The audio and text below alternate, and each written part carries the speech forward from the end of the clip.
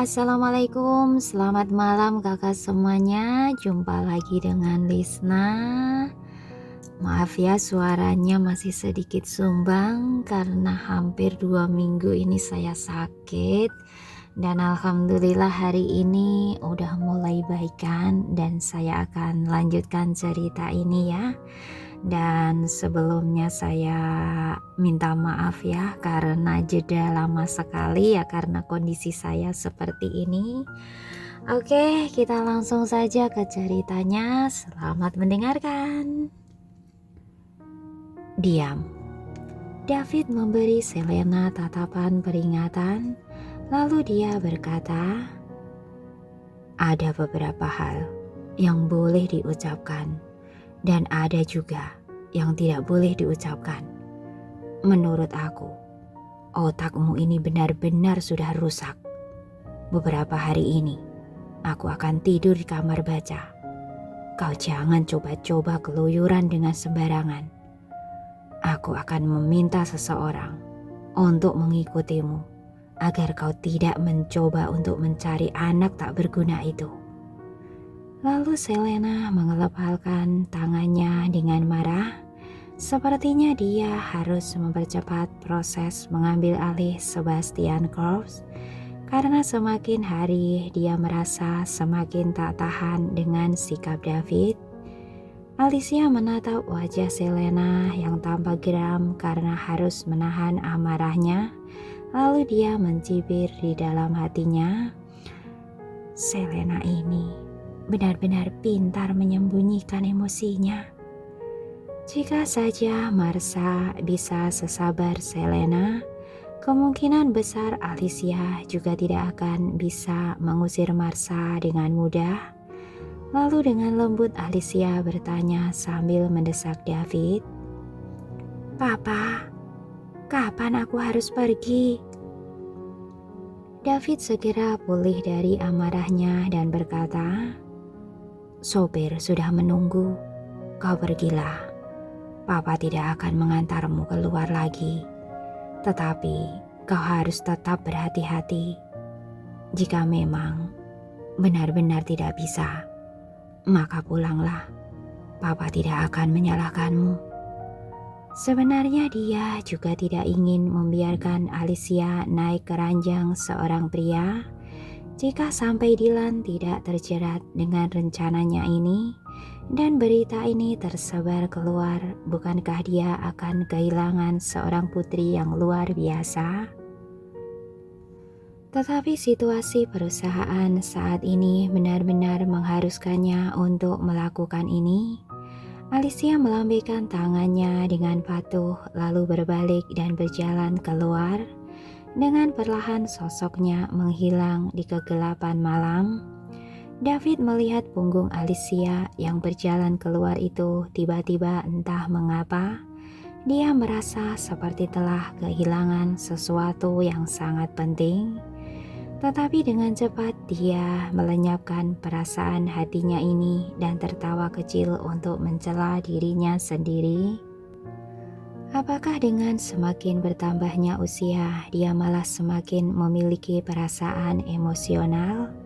Ada pepatah yang mengatakan bahwa bahaya tidak mungkin dapat dihadapi tanpa mendapat risiko. Demi perusahaannya, mau tak mau dia harus membuat keputusan ini.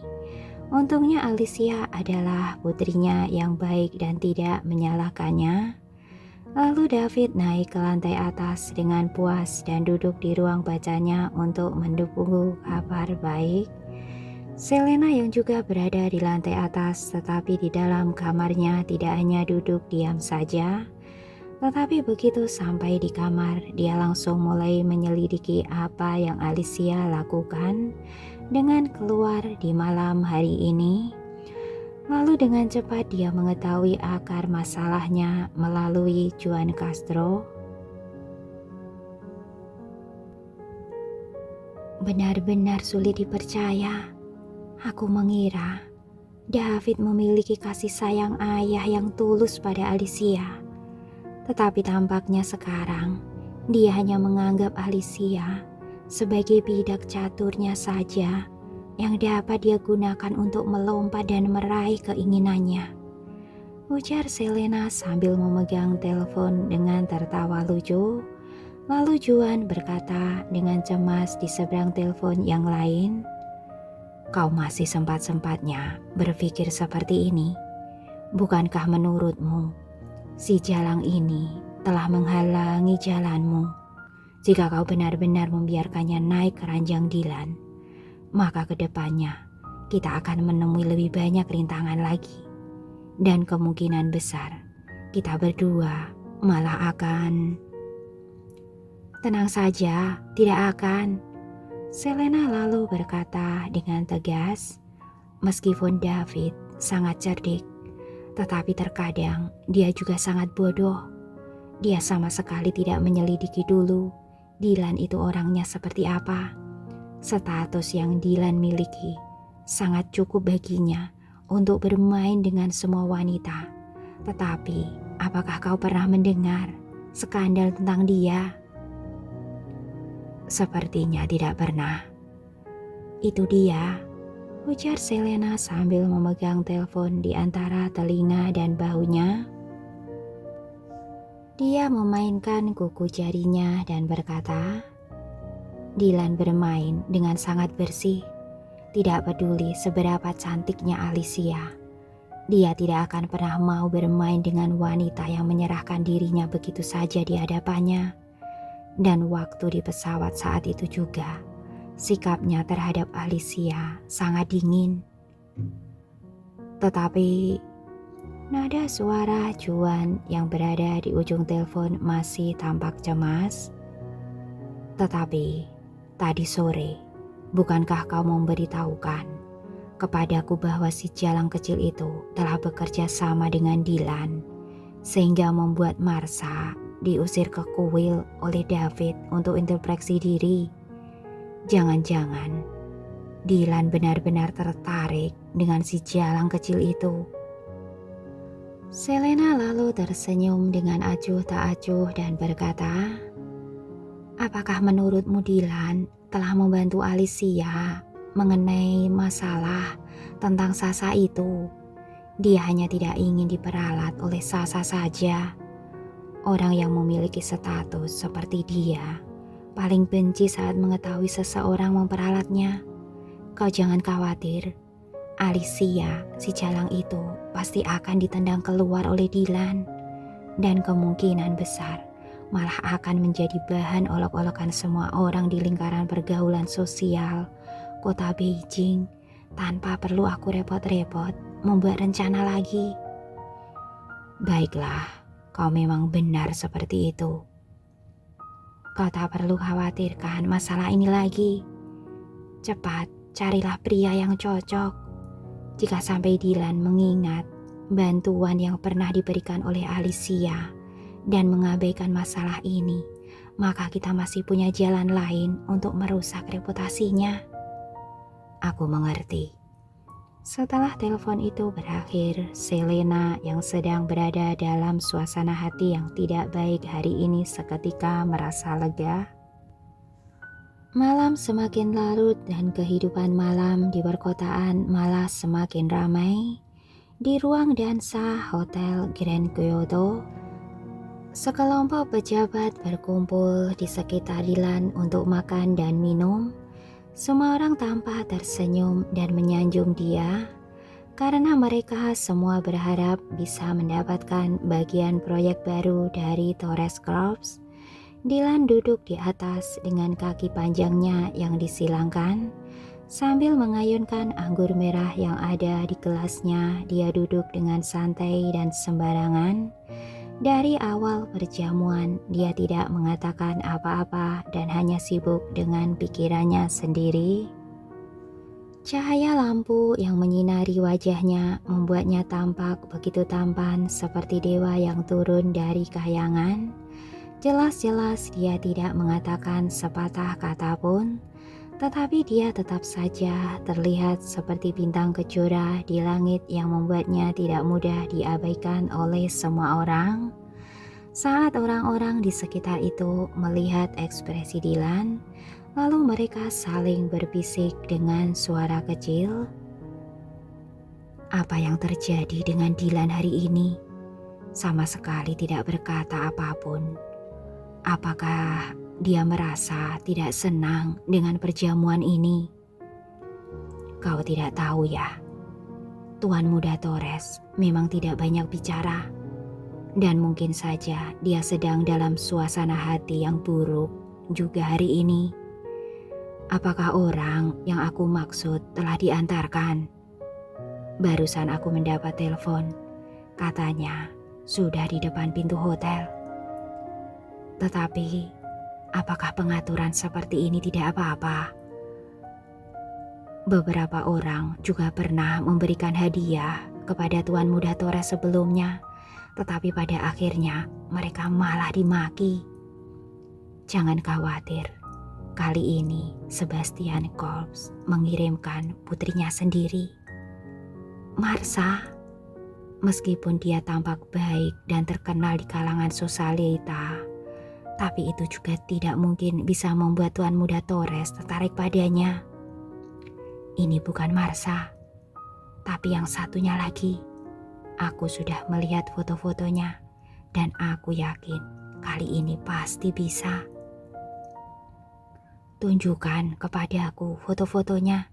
Biarkan aku, lelaki tua yang sudah berpengalaman ini, melihatnya sebentar. Aku ingin tahu wanita seperti apa yang bisa membuat Dilan tertarik. Pria itu baru saja hendak mengambil ponsel di sakunya ketika Dilan yang berada di atas tiba-tiba bangkit berdiri. Beberapa orang tampak terkejut dan tidak berani berbisik-bisik lagi. Orang yang memegang ponsel itu tersenyum lalu berdiri dan bertanya, "Apakah Tuan Muda Torres sudah mengantuk? Setelah minum begitu banyak anggur, lebih baik kita istirahat di hotel ini saja hari ini. Dan kebetulan besok kita bisa berangkat bersama untuk melihat tanah pembongkaran yang ada di daerah pinggiran barat itu." Tepat ketika Dilan hendak menolak ucapan orang itu, tiba-tiba ponsel di sakunya bergetar. Lalu dia mengeluarkan ponselnya dan meliriknya sekilas. Ternyata mamanya yang mengirim SMS kepadanya. "Pulanglah lebih cepat malam ini. Keluarga Arta sedang bertamu ke sini dan aku melihat bahwa putrinya cukup baik. Cepatlah kau pulang untuk melihatnya." Dilan lalu mengerutkan keningnya dengan kesal.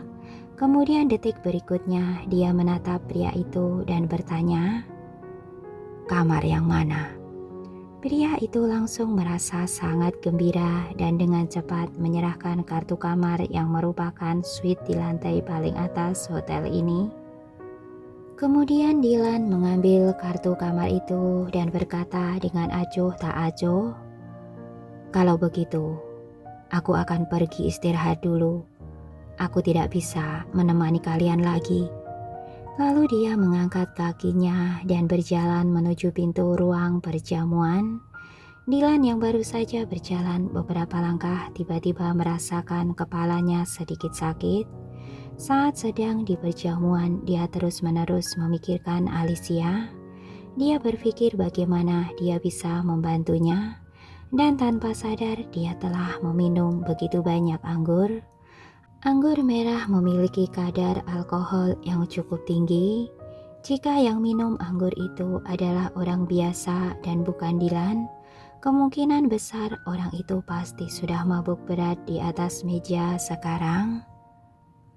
Dilan lalu menekan pelipisnya, kemudian menekan tombol atas di depan lift. Alicia masih harus syuting besok, jadi dia harus cepat pergi istirahat dengan baik agar besok dia bisa bangun untuk menemani Alicia syuting. Di lantai atas, tidak lama setelah Alicia tiba di dalam kamar, pelayan keluarga Sebastian membawakan sekantong pakaian. Selain pakaian, di dalamnya juga ada sebuah CD. "Apa ini?" tanya Alicia dengan curiga. Si pelayan terbatuk dan berkata, Ini, aku tidak enak untuk mengatakannya. Kau buka dan lihat sendiri saja. Alicia tidak bertanya lebih banyak lagi, lalu dia mengambil CD itu dan kembali ke dalam suite. Tetapi pelayan itu juga mengikutinya masuk ke dalam dan Alicia memandangnya dengan curiga. Si pelayan lalu berkata, "Bapak tadi berpesan kepadaku untuk melihatmu berganti pakaian." Alicia mengenyitkan keningnya tanpa mengatakan apa-apa. Lalu dia mengulurkan tangannya dan membuka tas pakaian itu, dan pakaian yang ada di dalam tas itu tampak aneh. Lalu dia mengeluarkan pakaian aneh itu, kemudian detik berikutnya sesuatu jatuh ke lantai. Lalu dia mengambil pakaian itu dan melihatnya. Alicia tampak terkejut saat mendapati bahwa itu adalah jenis pakaian yang dapat membangkitkan gairah seorang pria. Alicia dengan kesal menggetakkan giginya dan mengutuk David di dalam hatinya. Demi meraih keuntungan dan keinginannya, David benar-benar tega untuk melakukan apa saja. Dasar bajingan. Alicia sangat membencinya. Dia berharap bisa merobek-robek pakaian itu, tetapi si pelayan sedang menatapnya, jadi mau tidak mau dia hanya bisa menahan emosinya dan membawa pakaian itu ke kamar tidur. Setelah beberapa saat, Alicia selesai berganti pakaian dan keluar.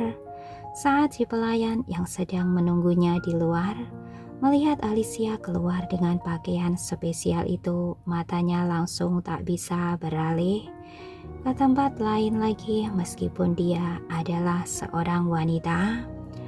Tulang selangkah yang tampak indah dengan kakinya yang panjang dan ramping, pinggangnya yang ramping dan tipis dipadukan dengan pakaian yang seksi itu benar-benar dapat membuat mata semua pria hanya tertuju kepadanya.